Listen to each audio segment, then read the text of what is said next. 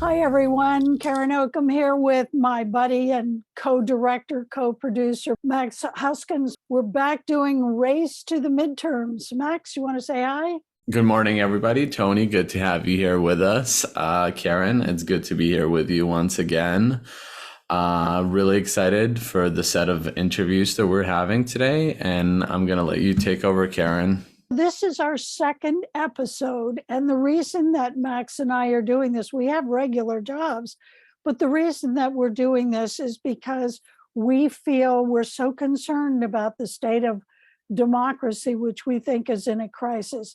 And we feel it's so imperative that we inform LGBT voters, in particular LGBTQ voters, about what's going on in California, what's going on in the state of the country, and what candidates are asking for our vote. What we'd like to do is start off with Tony Huang. Hello, Tony. He's the executive director of Equality California. Hi, good to see you, Karen. Oh, very good. Thank you for being with us.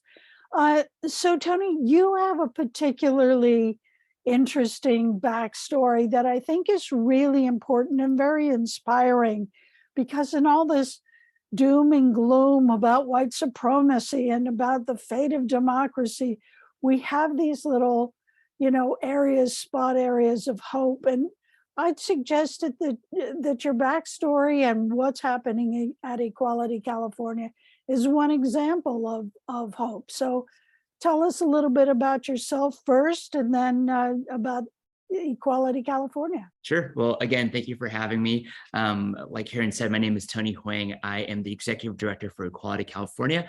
I am coming up my first year as ED, but have been with the organization for nearly about 11 years now at this point, actually starting off as an organizer, and prior to that was an intern post-Prop 8. But as you mentioned, in terms of just my own background and family background, I am the child of refugees from immigrants from the Vietnam War. My mother was an orphan, and my family fled communism and came to America searching for a better life. And as we talk about sort of what white supremacy looks like seeping into our culture, it's heartening to me the fact that we have leaders of color in particular, particularly in the LGBTQ movement, that are sort of taking the mantle and moving our community along. I know yesterday, there was the announcement of HRC's new executive director, with Kelly coming on board. We have folks, great leaders like Imani at NCLR that are really stepping up and really moving us along as a community. I'm proud to say that at Equality California, our staff is now majority people of color. And I think there was a perception a number of years ago of what the queer movement looked like in terms of leadership, white cis men, but heartening to say now that we really want to make sure that we reflect the diverse communities that we serve, whether that's around gender identity, race and ethnicity. And so we're really proud to ensure that the folks that are doing their work reflect the folks that are most impacted in the community. I think that's terrific. I mean, I think a lot of progressive organizations, a lot of organizations who want to be progressive are going through diversity, equality, and inclusion trainings now, including Public Justice, the nonprofit legal advocacy organization for which I work. And it's really extraordinary because, those of us who are activists, advocates on the ground, think we already know this stuff. And then guess what? We do these trainings and find out, wait a second, I really do have something to learn here. And then through the learning, something to contribute. So I think, as I said earlier, I think that this is a spot of hope in a very dark cloud of politics in particular that we're experiencing right now. So I thank you for that. Equality California Vote is a new 501c4. I think it's a new PAC ad that you just put out supporting Will Rollins, who we interviewed in our first episode. So first of all, let's see the ad And then we'll come back and talk about the ad and about what you're all doing to support your candidates, including Will. He's one of the most corrupt members of Congress, Ken Calvert. For him, it's all about the money. Corrupt Calvert secured tax dollars to fund projects around his real estate development, then sold it, profiting nearly $500,000. Corrupt Calvert's company was even linked to an FBI investigation, costing taxpayers another $500,000. Corrupt Ken Calvert, in it for himself, not us. Equality California Votes is responsible for the content of this advertising. So why did you choose Will as the first candidate, who is extraordinary, by the way, to endorse and put money behind him through this ad? I mean, I think, obviously, this is one of the most consequential election cycles in our lifetimes. And if we want to protect the pro-equality majority that we have in the House, that road runs through California. And so CA 41, the district where Will Rollins is in, is one of the most important congressional flip opportunities in California. His opponent, Congressman Ken Calvert, for 30 years has voted against things like lowering prescription drug costs for seniors, against abortion rights, reproductive freedom, and LGBTQ equality.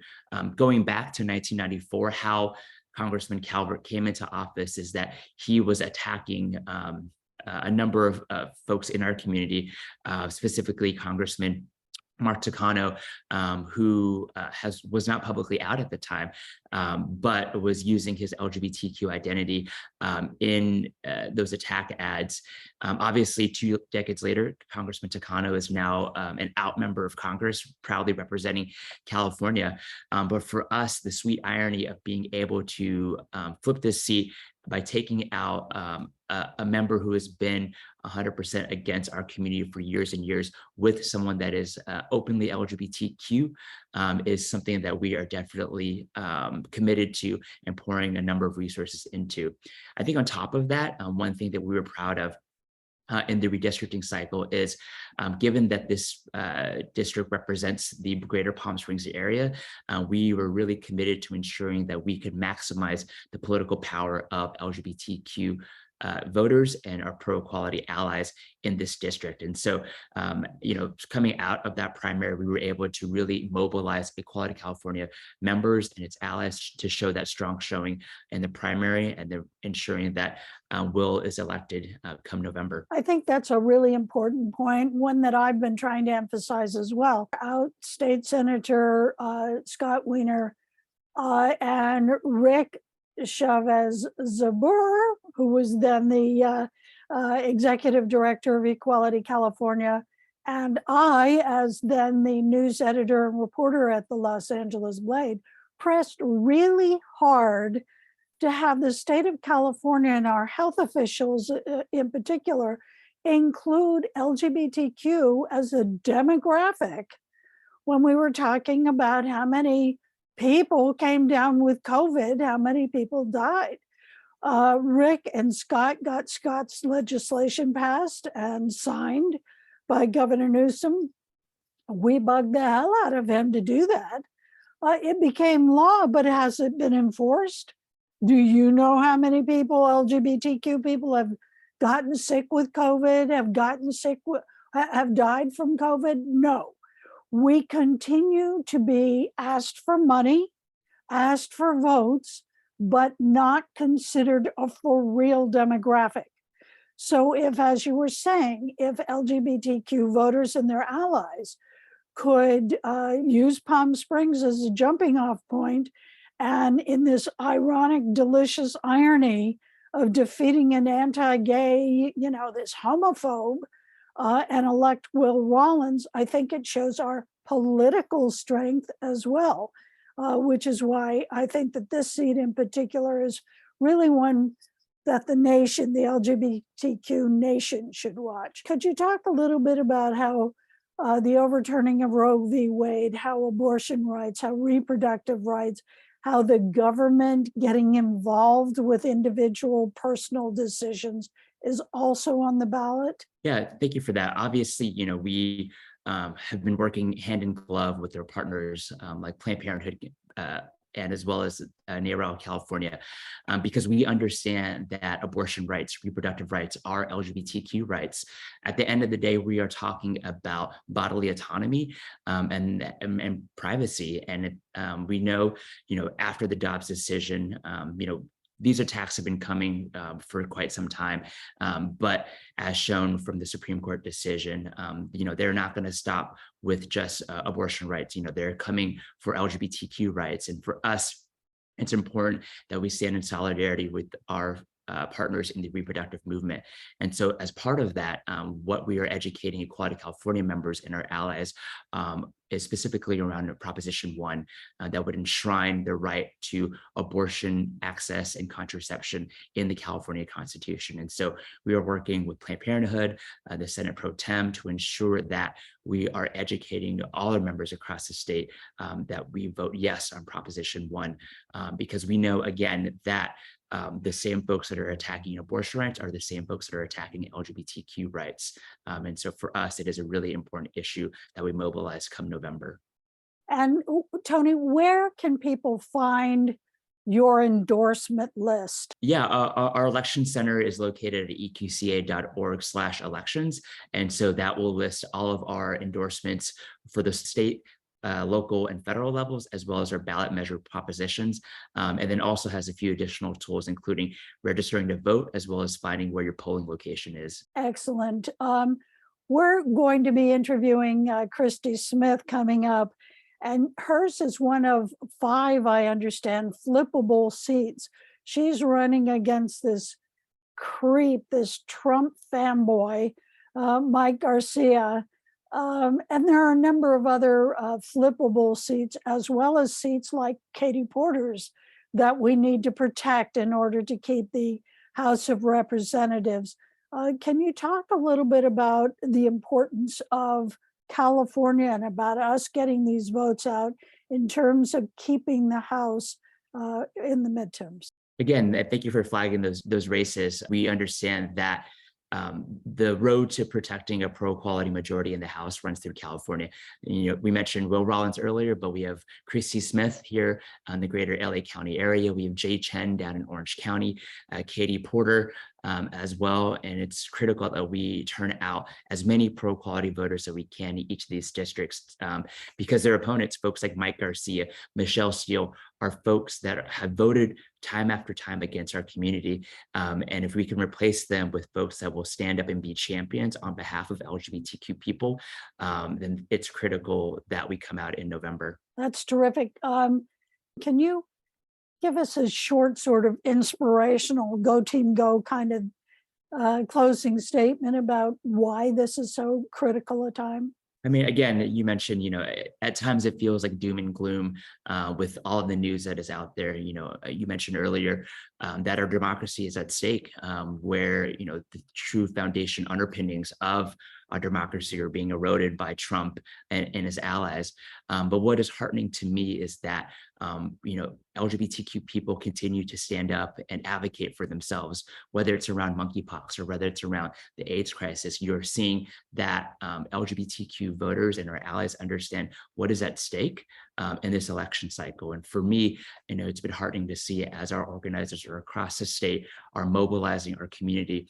We understand that it's critical that we all turn out, not just at the federal level, but really being able to have some true representation at the state level as well. And so for me, it's been heartening to see, all of our allies come together in this moment and really fight back against the hate that is out there. One last thing. Yay, vote for Rick Chavez Zabur for Assembly as well. Tony, I want to thank you very much for coming and sharing your thoughts and your experience with everybody. It is a crucial time. Thanks, Tony. Thanks for having me. Hi, everyone. We're back, and now we're going to be talking to candidate Christy Smith. I do need to set this up just a little bit about how and why I'm so keen on Christy Smith. Christy, as some of you may remember, ran for Katie's Hill seat after she resigned. That race against Mike Garcia was so close. And then she tried to get it so close. Mike Garcia is now one of the mega Republicans. He is, I call him a Trump fanboy.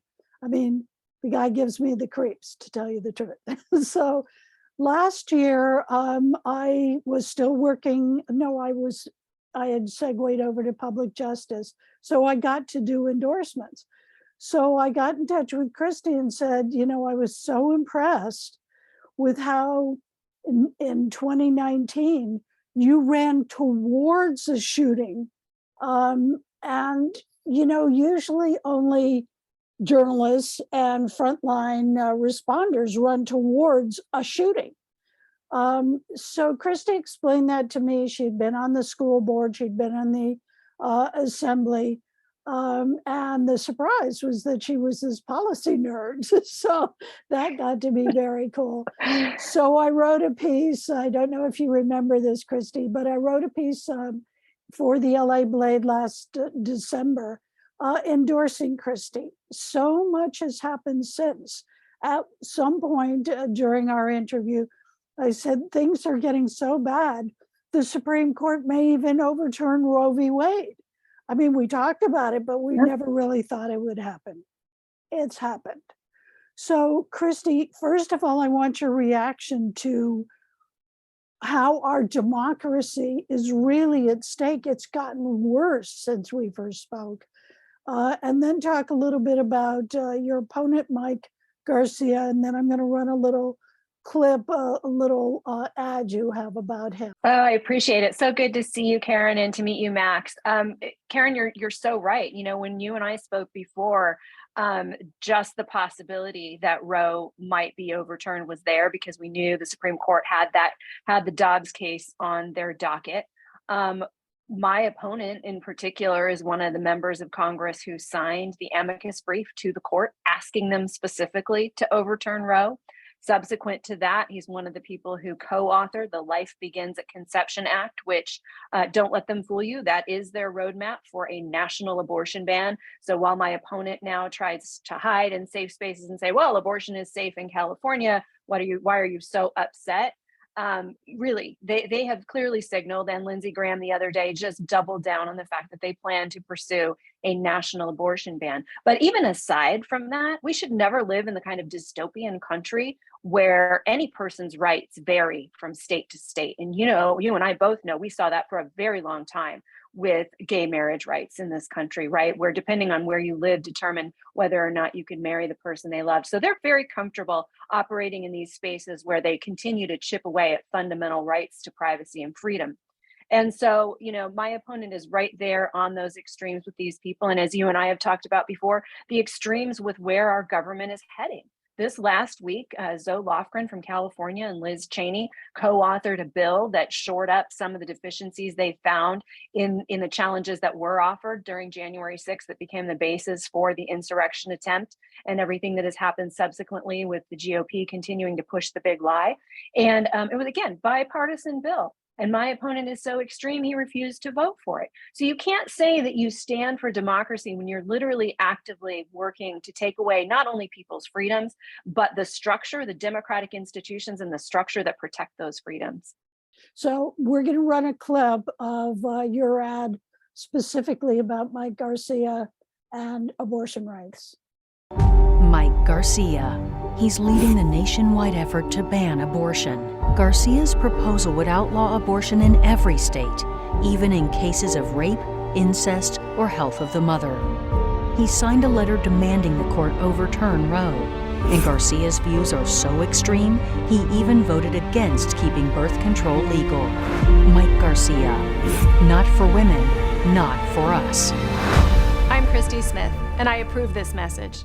Prior to interviewing you, I interviewed Tony Huang of Equality California, and he talked a lot about the Proposition 1 and about why LGBT people in particular should be concerned about what's happened with Roe, and we're essentially next anyway.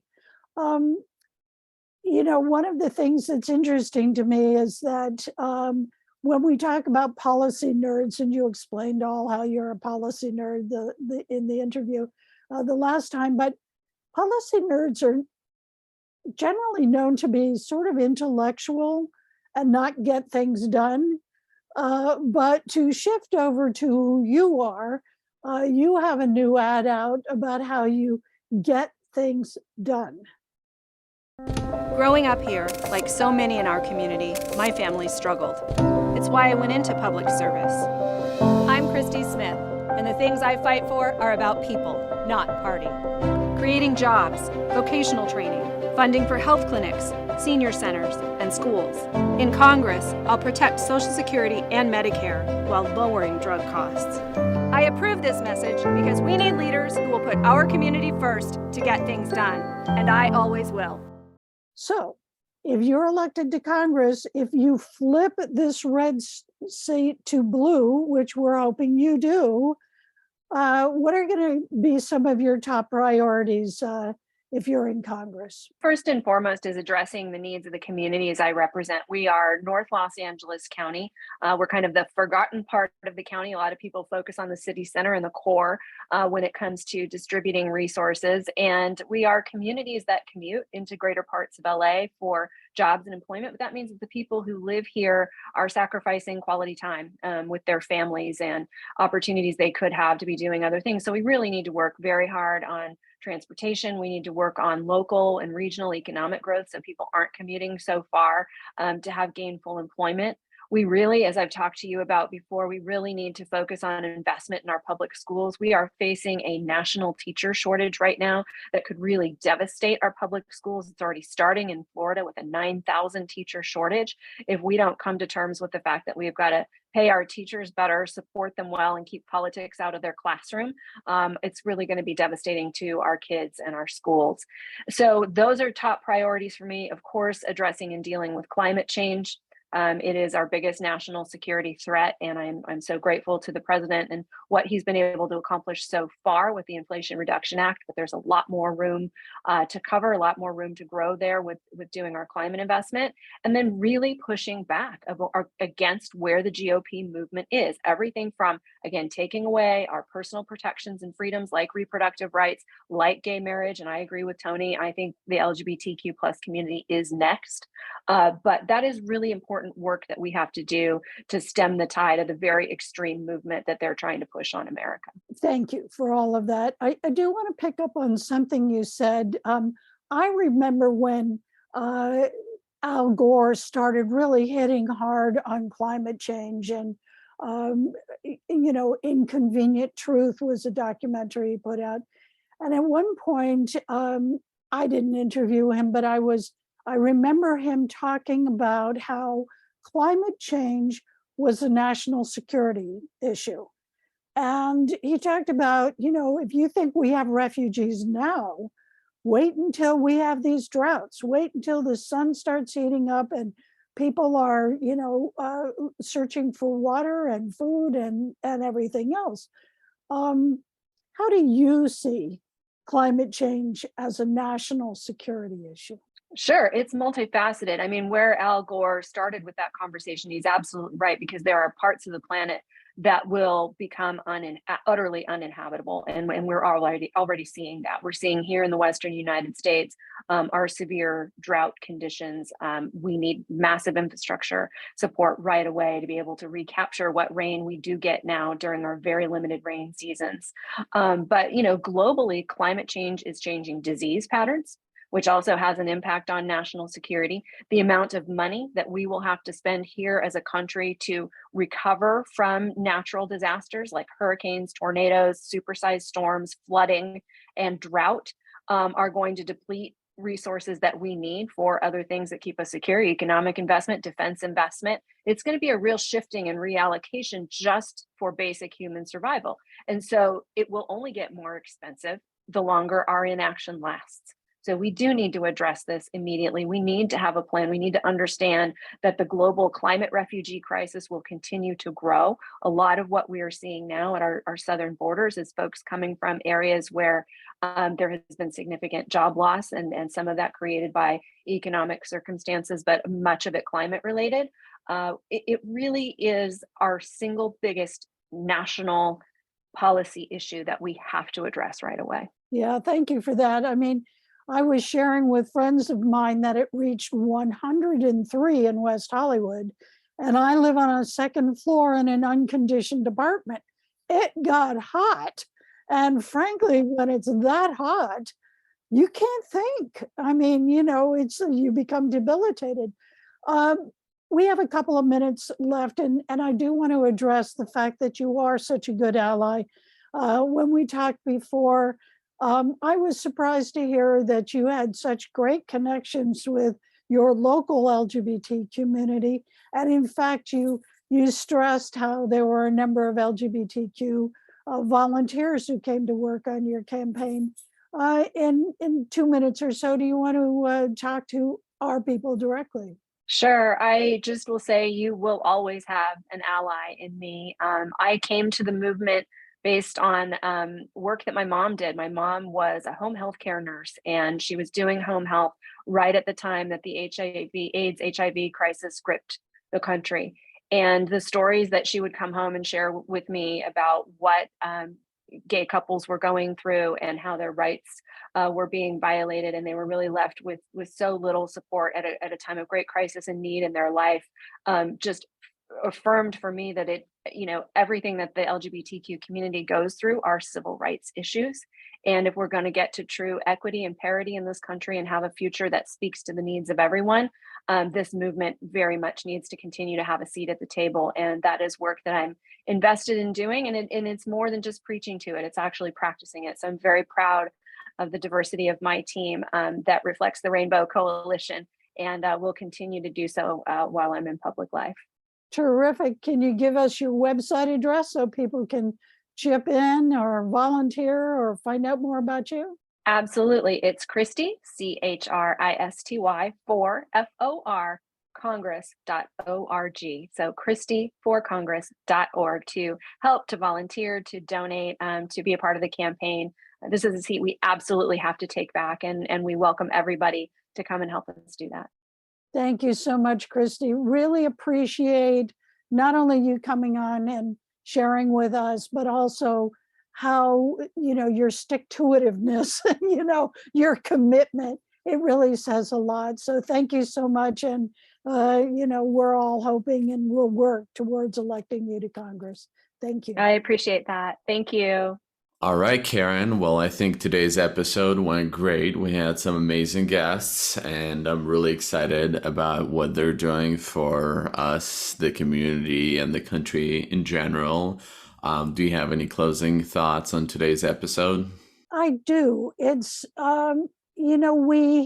we opened up with Tony from Equality California to let people know that there is diversity, LGBTQ diversity, throughout the state of California. We are invested in these midterms. We need to turn out to vote. We need to not reclaim power, but to claim power, because the mega Republicans are definitely trying to take it away from us. And both with Will Rollins, who we spoke with in the first episode, and now with our strong ally, Christy Smith, we have the opportunity to flip seats in California. So I hope you meet them both. I hope you listen, you watch them, you watch their videos, you visit their websites, and you seriously consider not only voting, but getting engaged. The LGBT community is at risk. This is an existential election, no kidding. This is why Max and I are doing this. We have regular jobs, but this is important. I hope you feel the same thing. I hope you'll join us for the third episode when we're going to go national and find out what's happening on a national level. And then following that, we'll bring it back home to California. So thank you for joining us. Thank you, Max, and see you all next week.